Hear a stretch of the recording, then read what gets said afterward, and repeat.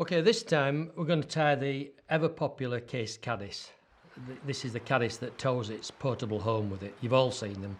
They inhabit just about every type of water that is on the planet, from alpine torrents to stagnant roadside ditches. They're everywhere. It's a very, very popular and readily eaten fish food. Trout and grayling love them. That's the wee fella. The Caddis that's known by millions of people, right down to school children know about these. I'm using the size 8 H1A long shank hook. First thing to do, obviously this is going to fish deep. So I'm going to put plenty of weight on. So I take off my usual 1.5mm strip of lead foil. Try to cut it quite parallel. You're going to need almost all of this lead, because these particular flies are really hard on the bottom. They only get carried along in the stream in floods, and that's when fish eat them, but fish know about them all the time. They also go hunting for them and suck them up off the bottom, but yours is going to be fished in a dead drift form. So start the lead right on the point of the bend where it starts going round the corner. Attach the lead and now wind forward, again as usual in butting turns. Come forward, but remember to leave sufficient at the front for a grub space, because this is going to be a case Caddis with a grub peeping out of the case. So now you wind your sticky back lead back.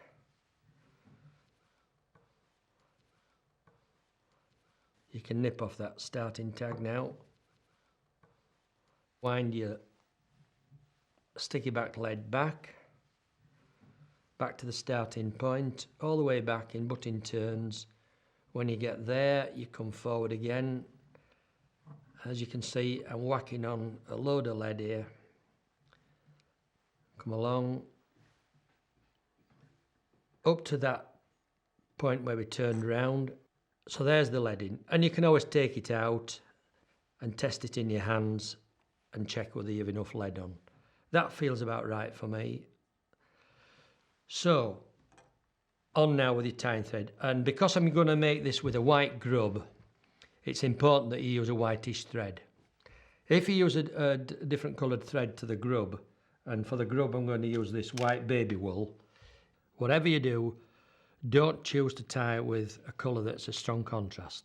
I mean, black would look hideous. So you need to have a colour that's similar to the white yarn I'm using for the grub. On with your thread, come onto the lead,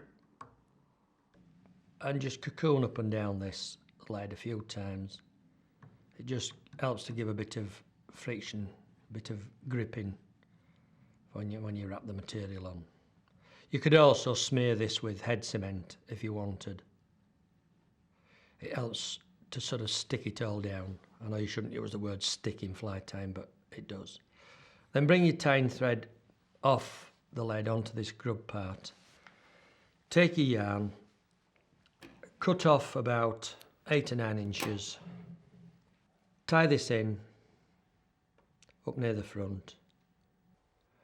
Bring your tying thread down, tie it down all the way to where the case is going to start. So now wind this white baby wool on, come up to the eye, just twist it up slightly.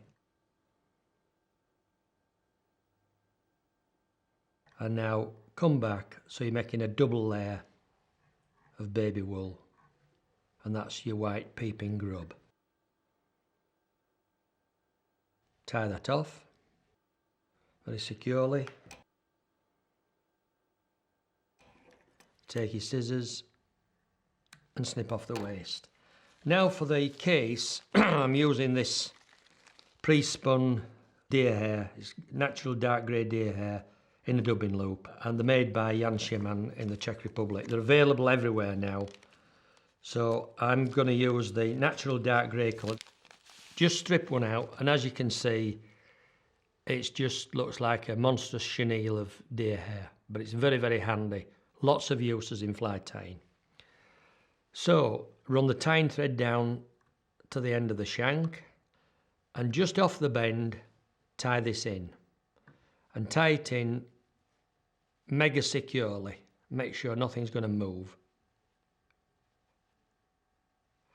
And then for added security, just tie the tag down.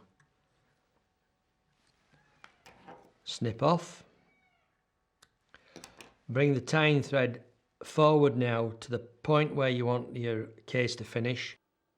And now simply pick this shaggy chenille of deer hair up, and without any fuss and bother, just wrap it on like a monstrous great rough hackle.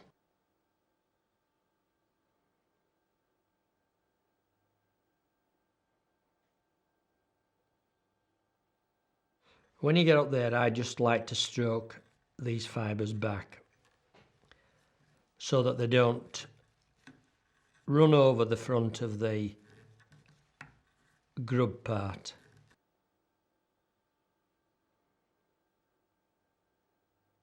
So when you get to the grub part, tighten it down securely and stroke the fibres back. Bring your fingers forward, stroke the fibres back, and then come round with your thread and simply lock off. Lock off, lock off. Support the eye with your thumb, and there you've got it. Now take your scissors, simply trim off the waist tag. And that's it, except for putting the legs in now. All you do now is lift these fibres up, just stroke them forward, and with your scissor blade making long, flat, horizontal cuts with a slight taper, just come round and give the whole thing a haircut. So what I'm making is a nice dark sort of sandy, pebbly finish by trimming this close. Try to keep the cuts parallel, or should I say straight-sided, but with a slight taper. Most case Caddis homes, the actual case itself, has a slight taper from the anterior end to the posterior end. These tag ends, you can sever these off, just sort of rounding off the end of the case.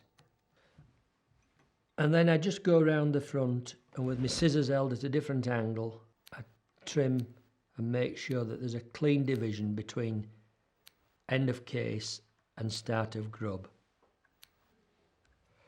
So I've got a nice sharp delineation. Okay, so there's the case Caddis so far. Now I'm going to turn it over and I'm going to put the legs on now. Turn it over. Run your tying thread forward now about 1 millimetre and pull the thread into the grub to make a groove. And now to make the legs, I think it's better to get a brand new golden pheasant whole tail. Take out one of the centre quills, and what you're looking for are nice big chunky barbules. For some reason, I don't know why, but it's the golden pheasant that makes the best legs. And what you do is you strip these off, but if you strip them off coming down that way, pulling in line with the centre stalk or centre shaft, instead of getting a nice little hooked end, which is like a little curved leg, you get a curly pig's tail, which is what you don't want.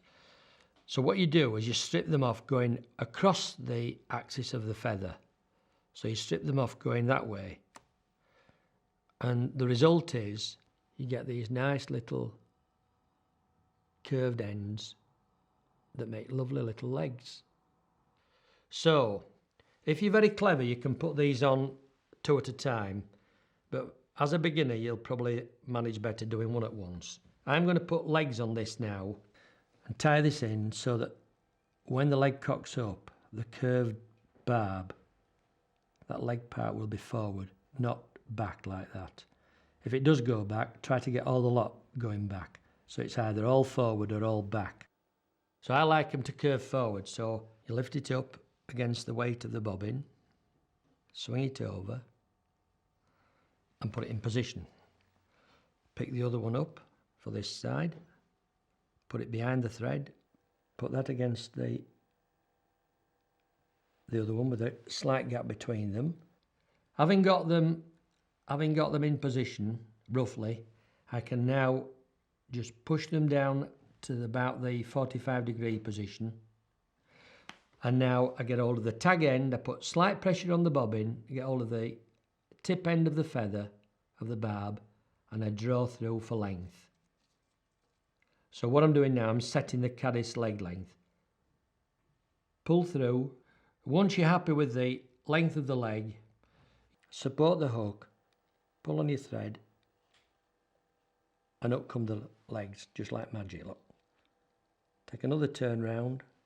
So each set of barbs you've just tied in are secured by 2 thread wraps, not just one. Then you can just ease them back further. Now advance your thread, keeping tension on, advance your thread forward about 1.5 millimeters. Take your scissors and snip off the waist side of the barbs you've just put in. That's to say the legs. Pick up another set of feather barbs with the little curved tangs on the end. Pick them up against the weight of the bobbin. Sit them over there. That's one in. Pick the other one up. Sit it there.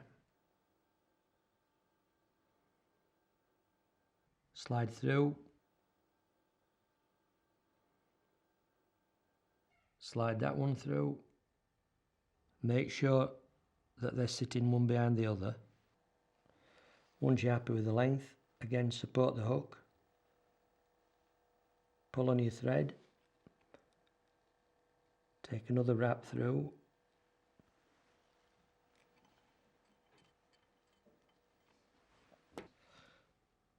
Snip off the waist side. Snip off the waist side of that one. And you're ready with the last pair of legs. Wind your thread forwards again, about 1 more millimeter.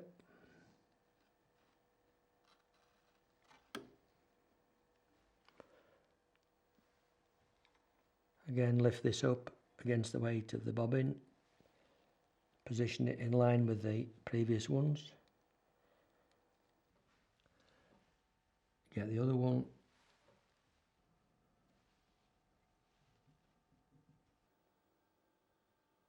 Slide through. Slide through. And if you're really clever, as you come from the back pair of legs to the middle pair of legs to the front pair of legs, so you can make each one go shorter. Then when you're happy, tension on again, up pop the legs, round with your second securing thread wrap, and now you're done. Take your scissors, again carefully search in, just move the leg out of the way. You don't want to crop a leg off at this stage. We don't want crippled caddis flies. So all you do now is wind forward to the eye. A few more thread wraps on there.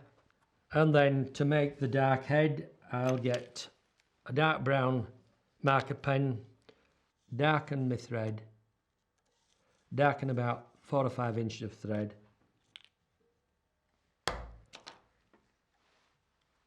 And simply wind on to make a nice dark brown distinct head. Run off some thread and come through with your 2-finger whip finish. Slide through and snip off. And that's the case caddis with the nice little Valiorti legs. And if you want to put some dark marks on the grub on top, there's nothing to stop you just dotting this. This is cheating really, but you can just put a little thoracic saddle patch there with your same brown marker pen. Get some runny head cement, and what I do, I coat the entire case and give it a good coating with quite runny head cement, and go all round and really sort of work it into the deer hair. Just push it in with the needle point. It'll soak in anyway, but you need to keep hands off it now. And also remember, just that little area there where you tied the legs in, just run some in there. That's a bit of a belt and braces job. And also just a dab on the actual head, make a glossy head. That'll soak in. And that's it. Simple.